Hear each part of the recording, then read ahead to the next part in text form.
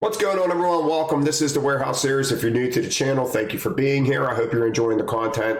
Guys, Discord, if you're not a member, is in the description below of all my videos. Click that link and come on over. It's free. Give me a thumbs up, leave comments, subscribe to the channel. And if you guys want to help the channel by donating to Venmo, it is much appreciated. All right, guys, before we get into the pictures, I want to elaborate on one of my previous videos I did talking about arriving to work at a decent time. I just want to throw on there, guys, because I don't think I mentioned it in that video. GPS, it takes literally seconds. I have it on my phone, all the addresses that I'm always Googling to see how fast what's the fastest route to get me there. Now, I got to travel highway, for like 35 minutes until I get back off again. So I'm always checking to see if there's an accident, is it backed up? Even when I leave at 11 o'clock at night, I Google my address and see what the best route is going home. And there has been times that I had to take a longer way of going to beat an accident or something that happened on the parkway that I usually take. So I do it everywhere I go. If I have somewhere to be at a certain time, I am definitely seeing how long it's going to take to get me there. All right, guys, the first picture I want to put up is this person's been posting a lot of stuff over in the Bear Warehouse, and I just want to keep posting time to time. I love it. I mean, you're building excellent pallets, nice square pallets, and we got nice thick plastic wood. We don't got that cheap stuff. I couldn't even imagine all this weight stacked on one of those cheap plastic pallets, but you're just doing a great job. I appreciate you posting your work, and just keep doing what you're doing. I'm sure the customer is very happy with the way they're getting their pallets. All right, guys, so there's a couple things I want to see on this pallet. First of all, good job on it. It is very well done. The breaker pallet on potatoes, I don't do it, but I don't mind it because it is not easy to get something level on top of potatoes. They are not moving in that bag because they are very packed in there. So the breaker pallet, I don't mind it at all. These onions, if you're not going to stick them in the middle, stick them up front. Okay, because what happens is when you start stacking on these onions, once again, just like the potatoes, it is so hard because they're so jam-packed in there, and they get a crown in the middle of these bags, and when you put something on there, it tends to rock from side to side. So if you stick it up front and you go to separate your pallets to wrap them, you're going to be able to keep an eye on this corner to see if it's going to teeter or not. If it's on the back corner, you can't see it. You don't know if it's getting ready to fall or not, but you can keep a close eye on it when it's on the front. All right, and the last thing I want to say is back here, we got some cases hanging off. Guys, remember, your plastic pallets, they are not as big as the chip wood. So if you're selecting off blue, white, or red wood, and you're going to put it on a plastic piece of these plastic pallets, it's not the same size. So you're going to not sometimes follow the same block. So if this was a 7 block of corn, it looks like, if it was a 7 block on the pallet, I probably would have 6 blocked these or 5 blocked them. I would have separated them out because your pallet's not too high. That's always paying attention to the cases. Not everyone says cube in their pallet in their order, but you could check and see how many cases you have, and you could sort of get an idea of how big your order is going to be. But I just think these cases are hanging off because you could almost, it's hard to tell, but this case is in line with the pallet, and you could just see that these are sticking off probably a good 2 inches. So don't be afraid to change the block if you have to use these plastic pallets. My opinion, don't use the plastic pallets. I would use blue wood all day long. These plastic pallets are horrible to stack on, and that is one of the reasons why, is because they're smaller. All right, guys, this is the same order. I just want to show the front of it real quick because I didn't even notice from the side that you did use a slip sheet before putting that wood on, which makes it even better. I'm glad that you did that. That way there's no broken wood or any nails sticking out it's going to be that much harder for that to puncture the bag of the potatoes. We got our onions here. Now, this case here, this open box of peppers, now we did try to not put weight in there, but there's still a possibility because you could see the box bowing out on both sides. So there is a really good possibility that these 2 red boxes, by the time it gets to the store, are going to be inside the box and crushing these peppers. What I like to do is if I get an open box and it comes earlier, I throw it to the highest point on my pallet, and I will move it at a later time. That is a case that I will throw twice all day long because I do not want to crush the contents inside the pallet or inside that box. All right, this one right here, once again, paying attention to that cube, I think this breaker pallet is definitely not warranted.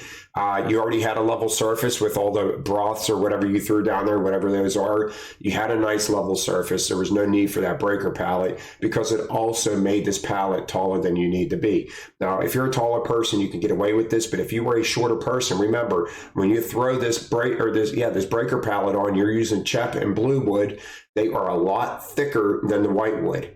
So you're wasting cube. I mean, this is all the way around, you're wasting cube. So your pallet's going to be a lot taller. And as you can see, we got two pretty darn tall pallets. But other than that, very well built. I just don't think you needed the breaker. Back here, your back pallet is very nicely done. I like it. When you get bigger cases, you have to column stack a little bit. So, and then you tie them when possible.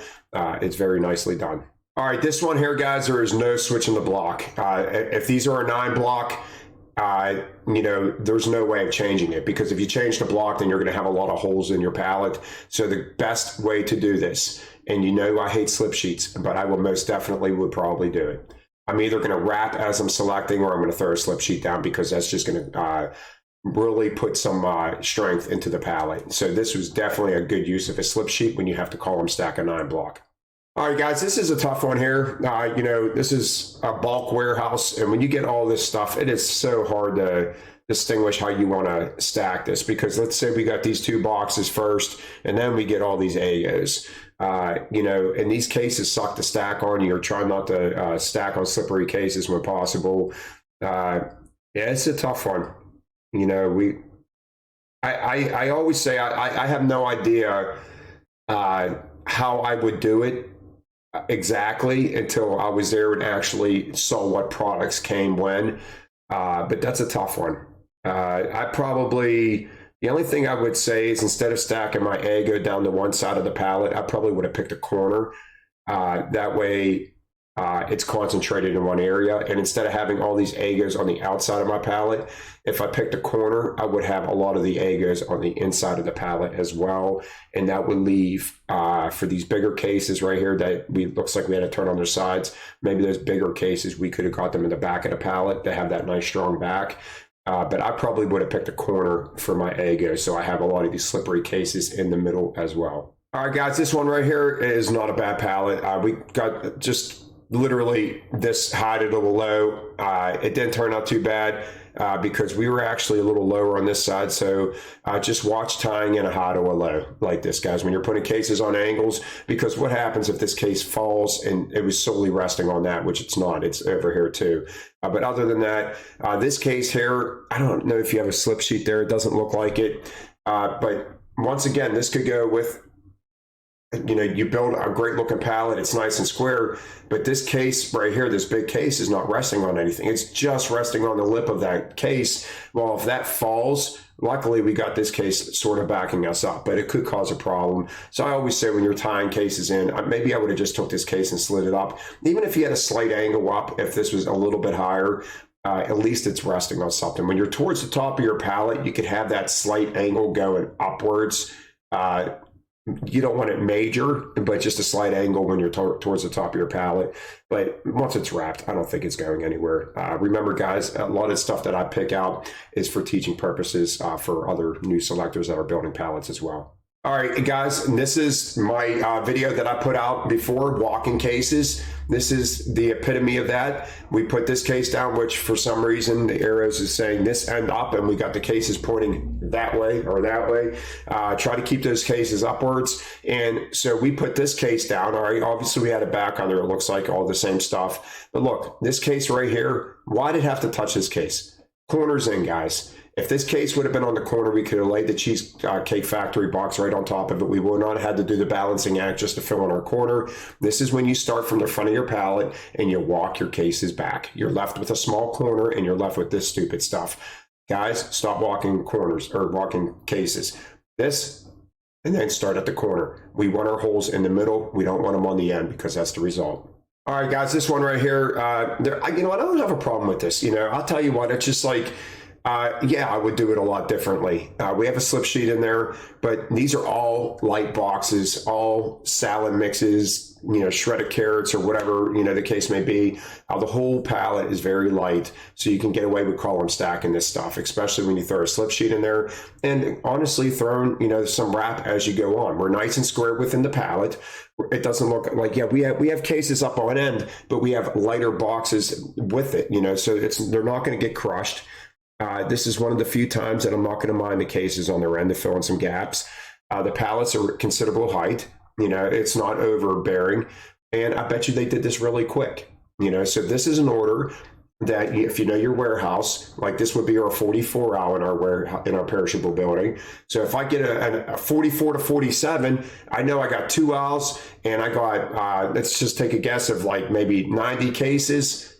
Okay, I'm moving too. This is the order I'm going to gain my time on. I'm going to move real fast through it. And if I have to stop and wrap, I'll stop and wrap. But not playing around with the cases and just busting this one out to get some time. I agree with this 110%.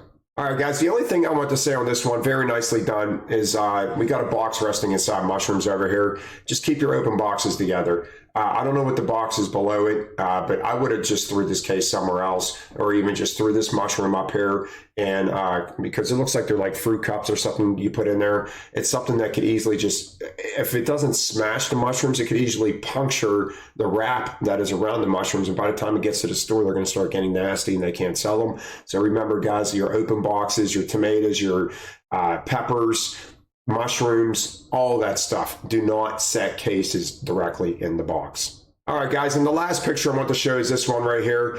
And, this is a result of a slip sheet. All right, this is when I don't like slip sheets because it gives us this false sense of security that I throw a slip sheet down, I'm level.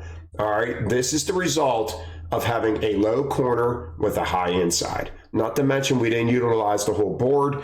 Guys, when you have that low corner and you try to tie it in, especially this low on the pallet, if this was up at the top, not a big deal. But we have a whole pallet we need to stack on top of it. So you tied in a high to a low, and this is the result of it. You just get this lean coming out, and it's never going to stop. It doesn't matter what you do. It's just going to keep leaning. You could even start walking your cases back the other way. It's still going to start rocking out because you have a high to a low. This is, yeah. We don't want to do that. So if you didn't have the slip sheet there and we had a low corner, you alternate. Remember what I said, guys. If you have your corner just a little bit lower than your outside, switch the cases around when you get a high and a low case, and you're going to be pretty darn level again. But that's the result of having a low corner. All right, guys, so that's it for this Discord thread. I hope you guys enjoyed it. I do have another video that I'm going to be making probably tomorrow.